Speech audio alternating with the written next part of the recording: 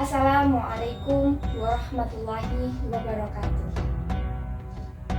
Bismillahirrahmanirrahim. Wa ala umuruddin yawaddin. Wassalatu wassalamu ala asrafil anbiya'i wal mursalin sayyidina wa maulana wa syafi'ina Muhammadin wa ala washabbihi ajma'in. Puji syukur alhamdulillahirabbil alamin saya curahkan kepada Allah Subhanahu wa taala karena saya masih diberikan kesempatan untuk bisa membuat video kali ini. Serta sholawat serta salam saya curahkan kepada baginda besar Muhammad SAW yang telah membawa kita dari zaman kegelapan kepada zaman terang. Tak lupa yang saya hormati Bapak dosen Fahrul Razi, SHI, MHI, selaku dosen pengampu mata kuliah Pendidikan Agama 2 di Universitas Islam Raden Rahmat Malang. Sebelumnya, izinkan saya memperkenalkan diri. Saya Indira Pritahayu Anggista dengan NIM 226 120 11047 dari Prodi Manajemen. Video ini saya buat untuk memenuhi tugas ujian akhir semester pada mata kuliah Pendidikan Agama 2. Di sini saya akan menjelaskan implementasi tasawuf yang menjadi tradisi di lingkungan saya, yakni Desa Argotirto, Kecamatan Sumbermanjing Wetan, Kabupaten Malang.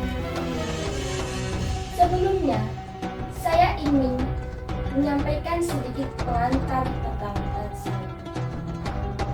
Apa sih tasawuf itu? Tasawuf adalah ilmu yang masuk ke dalam ajaran agama Islam, kemudian dikembangkan oleh para sufi. Istilah ini sendiri berasal dari bahasa Arab, yaitu dari kata tasawafa atau yatasawwaru tasawuf yang mengandung makna berbulu banyak atau menjadi ciri-ciri seorang sufi. Memang seorang sufi memiliki ciri khas pakaian yang terbuat dari wool atau bulu domba. Ilmu tasawuf kemudian berasal juga dari berbagai pengaruh ajaran agama serta filsafat lain, sehingga akhirnya disesuaikan dengan konsep agama Islam. Tasawuf atau yang dikenal dengan sebagai sufisme juga dapat didefinisikan sebagai suatu ajaran tentang bagaimana mensucikan jiwa, menjernihkan akhlak, serta membangun zahir dan batin untuk dapat memperoleh kebahagiaan abadi. Sejarah Mahjab. Inti ajaran memiliki sejumlah versi berbeda dalam mengartikan apa itu sufi atau tasawuf. Setidaknya terdapat 6 pendapat dalam hal itu, seperti kata sufa yang berarti emperan Masjid Nabawi, dan di dalamnya oleh sebagian sahabat Ansor. Hal ini sendiri dikarenakan amalan ahli tasawuf hampir sama dengan apa yang diamalkan oleh para sahabat tersebut, yaitu dengan mendekatkan diri kepada Allah dan hidup dalam kesederhanaan. Kata saf juga dapat berarti barisan. Istilah ini kemudian dianggap oleh sebagian ahli sebagai akar kata tasawuf, karena ahli tasawuf merupakan seorang atau kelompok orang yang membersihkan hati. Mereka kemudian diharapkan berada pada barisan shaf pertama di sisi Allah Subhanahu wa Ta'ala. Kata sofa juga dapat berarti bersih, karena ahli tasawuf kemudian berusaha untuk membersihkan jiwa mereka untuk mendekatkan diri kepada Allah Subhanahu wa Ta'ala. Kata sufana sebagai sebuah kayu yang bertahan tumbuh di padang pasir. Hal ini karena ajaran tasawuf dapat bertahan dalam situasi yang penuh bergejolak ketika umat muslim terbuai oleh materialisme serta kekuasaan, sebagaimana kayu sufa yang tahan hidup di tengah-tengah padang pasir yang tandus. Kata teosofi kemudian berasal dari Yunani yang berarti ilmu ketuhanan. Karena tasawuf banyak membahas tentang ketuhanan. Yang terakhir, kata suf juga bermakna bulu domba. Karena para ahli tasawuf pada awalnya menggunakan pakaian sederhana yang terbuat dari kulit atau bulu domba. Meski definisi beragam, tasawuf kemudian memiliki arti yang satu, yaitu upaya untuk mendekatkan diri pada Allah serta menjauhi hal-hal bersifat duniawi. Masih dalam sumber yang sama, tasawuf sendiri dapat diartikan sebagai metode untuk mencapai kedekatan serta penyatuan antara hamba dan Tuhan, serta mencapai kebenaran untuk pengetahuan hakiki, makrifat, serta inti rasa agama. Dan ini pendapat menurut saya, tasawuf dapat didefinisikan dengan upaya melatih jiwa dengan berbagai kegiatan yang dapat membebaskan dirinya dari pengaruh kehidupan dunia, sehingga tercermin akhlak dan dekat dengan Allah yang hakikatnya bertasawuf. Kegiatan yang berhubungan kerohanian agar selalu dekat dengan Allah. Apa sih tujuan dari tasawuf? Tujuan tasawuf ada dua. Pertama, makrifah billah, dan yang kedua adalah ihsan kamil. Apa itu makrifah billah? Makrifah billah adalah melihat Tuhan dengan hati mereka secara jelas dan nyata dengan kenikmatan dan kebesarannya, tetapi tidak dengan kaifiyat.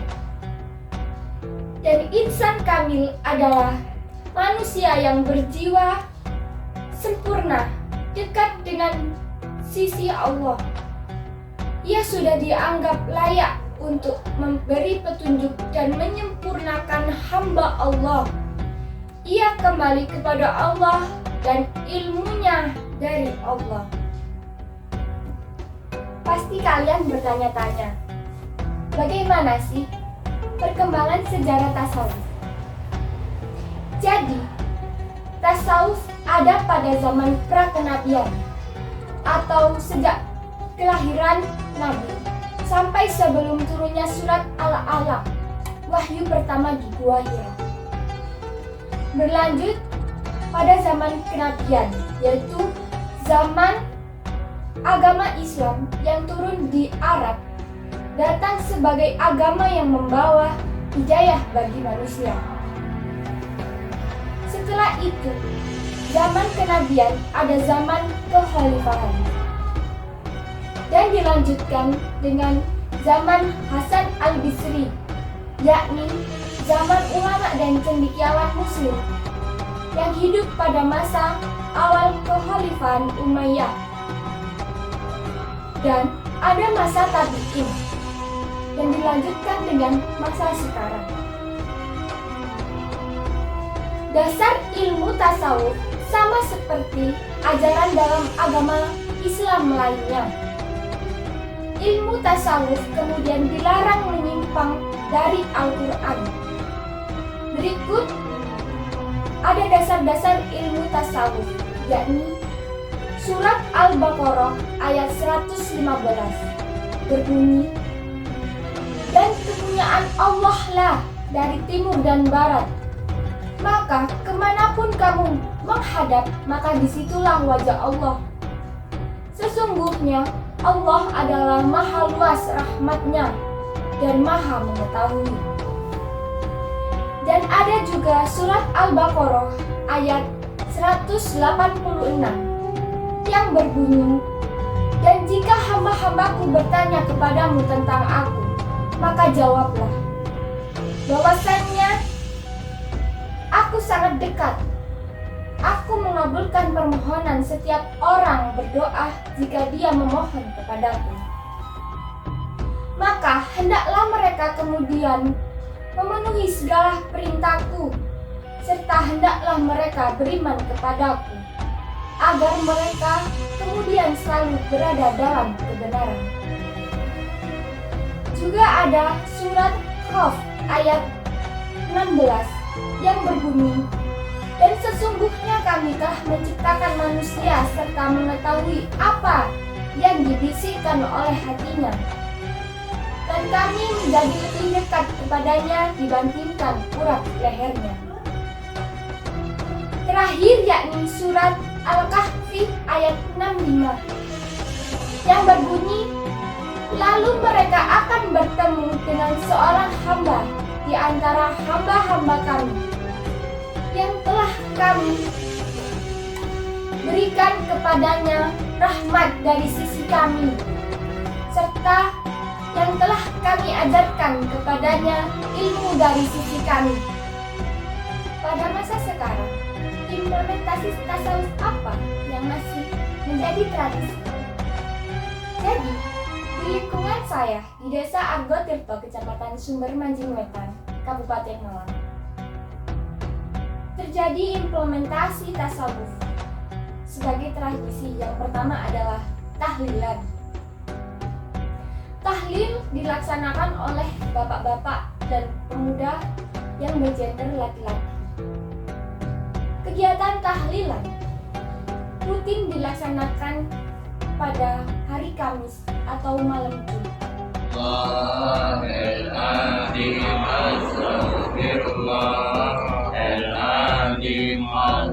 Allahumma sholli wa sallim ala sayyidina Muhammad. Allahumma sholli wa sallim ala sayyidina Muhammad. Allahumma sholli wa sallim ala sayyidina Muhammad. Afdalul dzikri panjang la ilaha illallah. Dan jika dari ibu-ibu atau pemuda bergender perempuan, dinamakan dengan kumpulan, yang kegiatannya dilaksanakan secara rutin setiap hari Rabu. Alhamdulillah. Anta ghafarul khotoya wa dunubil mubiqati. Anta satarul masawi. Kegiatan tersebut juga diperuntukkan kirim doa untuk yang sudah wafat, dengan rangkaian bacaan doa pilihan dari ayat-ayat tertentu dari kitab suci Al-Quran, seolah ramuan gizi yang lengkap dan pas. Paket siap saji bagi kebutuhan vitamin rohani. Tahlil tentu saja menjadi apresiasi tinggi seorang muslim terhadap kalimat tauhid, suatu entitas pada radikal dalam ajaran Islam yang memperkokoh keimanan didasarkan atas pendekatan-pendekatan spiritual. Kalimat tauhid bukan simbol, bukan realitas tekstual, apalagi sekedar bendera. Membaca kalimat tauhid secara berulang-ulang dengan kesungguhan hati dan meyakini kebenarannya, itulah yang dibiasakan dalam sepanjang sejarah tradisi Islam. Hal ini jelas ketika Nabi Muhammad mengatakan, tidak ada seorang pun yang ketika membaca kalimat tauhid dengan kesungguhan hati dan keyakinannya, kecuali Allah haramkan atas api neraka. Diakui maupun tidak, tahlil ternyata menemukan akar sejarah dalam Nabi Muhammad. Karena memang tahlil merupakan inti dalam ajaran agama Islam itu sendiri. Menariknya, Syekhul Islam Ibnu Taimiyah ketika mengomentari pernyataan hadis Nabi di atas, terekam secara apik dalam karyanya Majmu' al-Fatawa, menyebut secara gamblang di mana tahlil dapat membebaskan seseorang yang telah mati dari panasnya api neraka, atau halala yakunu bara'ah lil mayyiti minal annar. Bahkan dalam fatwa selanjutnya ia menjelaskan, jika seseorang membaca tahlil berulang-ulang baik sedikit maupun banyak, lalu dihadiahkan untuk orang meninggal, maka Allah akan menilainya sebagai sebuah manfaat atas upaya itu. Saya sendiri meyakini tradisi tahlilan tersebar dalam banyak kebiasaan masyarakat Muslim Indonesia, justru memiliki akar dalam seluruh jejak tradisi musim awal. Perkembangan Islam yang sangat cepat melalui berbagai macam cara, termasuk akulturasi budaya dan penaklukan tanpa bertumpahan darah, memungkinkan ajaran Islam tak hanya diterima kalangan bawah, tetapi lebih banyak dilirik kalangan atas. Saya kutip dari penulis lepas tentang agama, sosial, dan politik yang bernama Syahirul Alim, bahwa tahlilan selain tradisi paling efektif dalam bersedekah, juga menjadi hiburan spiritual sebab di dalamnya dibacakan Al-Quran dan zikir tertentu secara bersama-sama. Menghibur melalui tahlilan tentu saja dapat mengurangi beban kedukaan seseorang, sekaligus bagian dari sebuah perjalanan spiritual bagi yang meyakininya. Dari fenomena tradisi tahlilan dalam masyarakat menunjukkan wujud yang sebenarnya dari dua perpaduan sisi tradisi Islam, yakni tasawuf dan syariat. Bahkan tradisi ini tak mungkin lenyap, mengingat tahlil mampu mengangkat suasana batin lebih dalam, bahkan menggugah aspek-aspek spiritualitas. Sebab kalimat tauhid adalah syariat dan cara-cara yang dilakukan dalam kegiatan tahlil adalah cara tasawuf. Bagaimana menanamkan nilai-nilai keagamaan kepada setiap orang. Yang kedua, di desa Argotirto juga rutin melaksanakan istighosah setiap minggu pon, yang bertempatnya bergiliran setiap RT maupun RW. Wa ala alihi wa sahbihi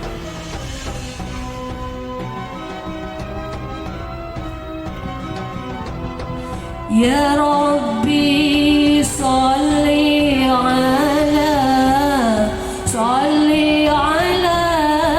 Muhammad. Ya Rabbi salli